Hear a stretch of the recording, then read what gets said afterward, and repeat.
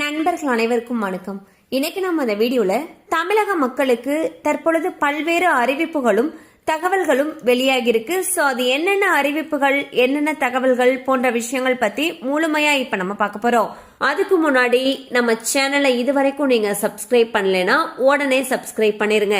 அப்படியே பக்கத்துல இருக்கக்கூடிய பெல் ஐகானையும் கிளிக் பண்ணிருங்க. அப்பதான் நாங்க போடக்கூடிய அனைத்து வீடியோக்களும் உங்களை கரெக்ட் டைம்க்கு ரீச் ஆகும். இப்ப வாங்க வீடியோக்குள்ள போலாம்.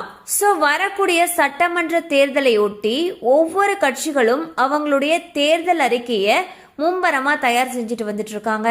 அண்ட் ஒவ்வொரு கட்சிகளுமே பாத்தீங்கன்னா அவங்களுடைய தேர்தல் அறிக்கையை ஒவ்வொன்றா வெளியிட்டே வந்துட்டு இருக்காங்க.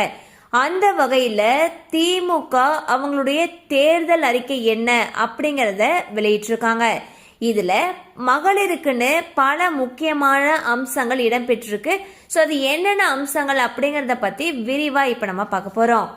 அதுல முதல்ல பேசணும் அப்படின்னா இல்லத்தரசி அப்படிங்கிற புதிய திட்டத்தை பத்தி தான்.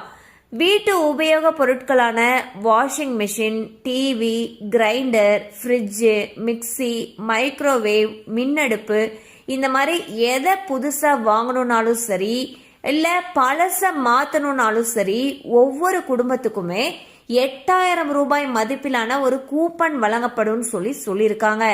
இது வருமான வரி செலுத்தாத அனைத்து குடும்பங்களுக்குமே இந்த திட்டத்துடைய பயனை பெறலாம்னு சொல்லியிருக்காங்க. அடுத்ததாக மீனவர்களுக்கு சூப்பரான அப்டேட் வெளியிட்டிருக்காங்க. அதுல என்ன சொல்லியிருக்காங்கன்னா, மீனவ சமூகத்தினருக்கு முக்கியமான அறிவிப்பு, அதாவது மீன்பிடி தடை காலத்துல வழங்கப்படக்கூடிய சிறப்பு நிவாரணம் 8000 ரூபாயிலிருந்து 12000 ரூபாயாக உயர்த்தப்படும் சொல்லியிருக்காங்க. இதுவே குறைவு காலத்தில் இதுக்கு முன்னாடி 6000 ரூபாய் கொடுத்துட்டு இருந்தாங்க. இது 9000 ரூபாயாக உயர்த்தி வழங்கப்படும் சொல்லியிருக்காங்க. அடுத்ததாக பெண் தொழில் முனைவோருக்கு சொல்லியிருக்காங்க.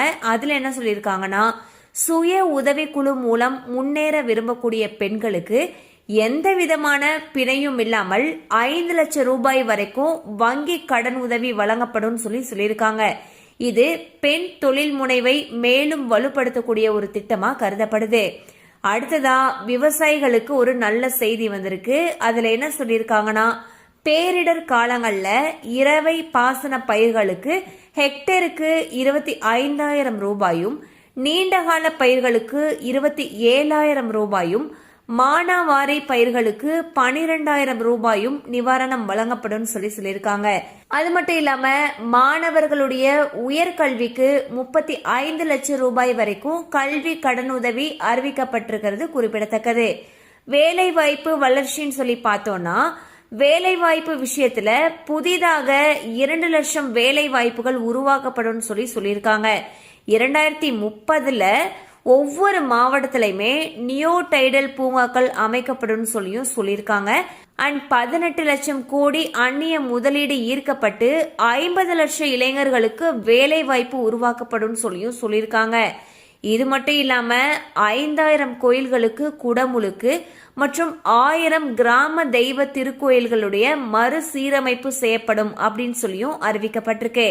இந்த வாக்குறுதிகள்லாம் எந்த அளவு நடைமுறையில வரும் அப்படிங்கறத பொறுத்திருந்து தான் நம்ம பார்க்கணும். இந்த தேர்தல் வாக்குறுதிகள் பத்தி நீங்க என்ன நினைக்கிறீங்க அப்படிங்கறத கமெண்ட்ஸ்ல சொல்லுங்க. கண்டிப்பா அந்த அப்டேட் உங்களுக்கு பயனுள்ளதா இருந்திருக்கும் நம்புறோம். மேலும் இது போல அப்டேட்ஸ் உங்களை உடனே ரீச் ஆகணும்னு நினைச்சீங்கன்னா நம்ம சேனலோட தொடர்ந்து இணைந்திருங்கள்.